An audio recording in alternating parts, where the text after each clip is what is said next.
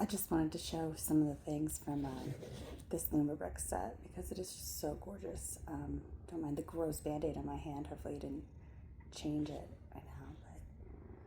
But I know it's reversed, but just look at the detail that they put on these sets. Like, this is crazy.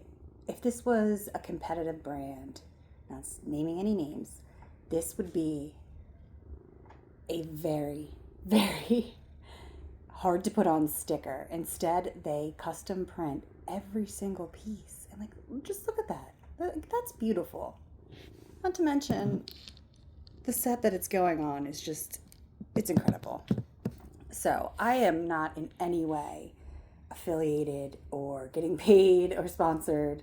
I'm going to be nice, by lumibricks. I think they're onto something, and I do believe that they are trying to create a fan base to kind of stand out. Right now, their prices are ridiculously reasonable. Like, you can get the most incredible piece for, I mean, you would pay probably 3 times the amount. No, probably more, to get the same.